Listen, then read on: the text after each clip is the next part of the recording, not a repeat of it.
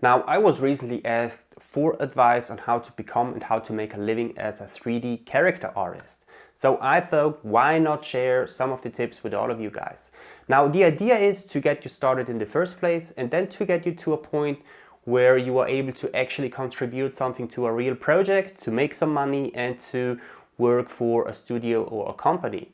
Now, I know this was already very difficult to achieve before the pandemic, and it will be probably even harder to achieve when the current crisis is over. Everything I'm gonna share with you in the next few minutes is based on my personal experience, so pick what makes sense for you the most and ignore the rest. And I also want to place a disclaimer at the beginning here, because I do not work in this field anymore. I still observe it closely from the outside, the current trends and the current development. And sometimes an objective view from the outside is better than a biased view from the inside, right? So let's take a look at what is needed to become a 3D character artist.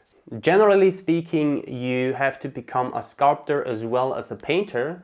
So you create a 3D model first and then you apply materials and textures to turn it into a finished piece. Now this process can be very, very overwhelming at the beginning because you are facing several different issues at the same time. So I would focus on one area first and then move on to the next one. And in this case, it means to learn digital sculpting or 3D modeling first. And here I also recommend that you learn how to use the tools before you focus on acquiring actual sculpting skills.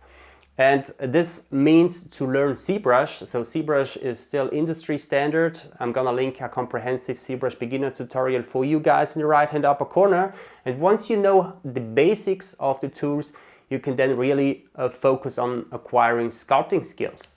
Now, when you do so, forget about your ambitious projects, forget about human anatomy, and forget about the human figure. It's all about improving spatial perception, spatial thinking, and it's all about learning how to see. I was once asking one of my sculpting teachers how he would introduce someone who has no previous experience in sculpting, and he told me that he always advised his students to start with super simple objects first, something like a fish with the goal to deliver clear and easy to read forms. And this is exactly what you need to do. So take a simple object and literally become a copy machine. So sculpt every day with the goal to create easy to read and clean forms. At this stage, it is important that you use physical objects as references, so something that you can place on your desk, something that you can touch and view from different angles. This usually makes things a little bit easier. If you use images, then make sure that you have enough images that show an object from different angles. And I remember I was starting with the skull of a deer I had at home, so I took it and then I created several different copies. This is also something I recommend, so do not model an object only once, model it several different times. This helps you to understand the structure and it also improves your approach on modeling the thing. So once you feel comfortable using the tools and creating basic but clean 3D forms, it is time to move on to figure sculpting and to introduce human anatomy. So human anatomy is this huge and highly complex topic, which is still one of the core skills every good character artist has. And when I talk about learning human anatomy, my approach is probably a little bit radical and some of you may disagree, but I would focus only on two things. So the first one are body proportions and the second thing is the human head. So nothing else at the beginning. And when I talk about body proportions, I really mean the relationship of the head to the upper body to the lower body, the length of the arms and the legs and so on and so forth. And I wouldn't go into great detail here, so forget about all of the anatomical details and really focus on the big main geometric forms. And then I would really double down on the head and literally study it from the inside out, beginning with the bony structure of the skull, followed by muscles, tendons, fatty tissue, cartilage tissue, and so on and so forth. So I remember creating the skull over and over again until I was able to model it from memory, and I also did the same with all of the face features. So I was addressing the face features individually, the ears, the nose, the eyes, the mouth, and I was trying to study it as good as I could, and then I was always trying to combine everything every once in a while. So I was doing some quick likeness sculptures to see how the face features interact with the bony structure, how everything relates to each other. And whenever I felt that there is room for improvement, and believe me, there was always room for improvement, I went back to the part where I still had difficulties with, and then I was doubling down on these parts until I was able to bring everything together at the end. Now, the idea behind focusing on body proportions and the head is simple. Body proportions will allow you to create the entire figure from head to toe later on, so this is important. And knowing how to model great looking heads will make everything else so much easier. So I promise, once you are able to create good looking heads, everything else will fall in place, and with some additional efforts you will be also able to create the rest of the body. And doubling down on the head also means to focus on what sells. I mean, how many naked characters have you seen running around in games and movies? Probably not that many. And under these circumstances, something else becomes important. And this is cloth or even fashion design. The truth is that knowing all about the human body unfortunately gets you only so far.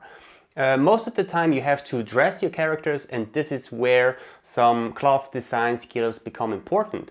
A great way to start is to learn Marvelous Designer. It's an application that has turned out to be very helpful to create all kind of realistic base meshes of different garments, and in combination with Zbrush, it's a very powerful tool. So speaking about software, and I know that the opinions diverge here quite a bit, I suggest that you learn Maya as your main 3D package. Then Zbrush together with Marvelous Designer for the sculpting part, Substance Painter with Photoshop of course for texturing and material creation, and last but not least the Unreal Engine.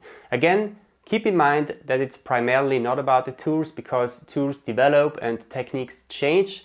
It is about the core skills that remain pretty stable, and it's these core skills you build upon and that you refine for the rest of your life. Then let's also do a brief reality check and take a look at what the life of a character artist really looks like. I want to achieve that you do your research first before you start this endeavor. Sounds logic, but you wouldn't believe how few of us do this, including me at the beginning of my career. And there are a few facts that you need to keep in mind. The first one is that we are talking about an office job here. So this means that you will spend most of the time on the computer. It doesn't matter if you are freelancing, if you work from home or your own office, or if you are directly on site in the studio, you will spend most of the day on the screens. And it's also important to mention that you help building a product or a service. So this means that it's not so much about you or your art, it's much more about getting an assigned job done as fast and as professional as you can under the given requirements. And since building these products is not a one-man show, you are part of a team, and in this case you have to be a team player. So this means that you get assigned certain tasks, you do these tasks, and you deliver your work in a way so that it can be used and processed by the other members of the team. Now, from my experience, getting a job in this field does not start by sending off your portfolio. Actually, sending off your application is the last step in a long list of steps that you have to consider before. So let me explain. Your goal is to become a highly valuable asset to a company. And because I do not like the term asset here when I talk about people, let's call it something like a problem solver. And becoming a problem solver already starts very early on. It is important that you ask what kind of style inspires you. So what is it that you like the most? What kind of games, what kind of movies, what kind of content? And then do your research, search for companies who build products with this style. So do not only look for the global players, also look for local companies in your area.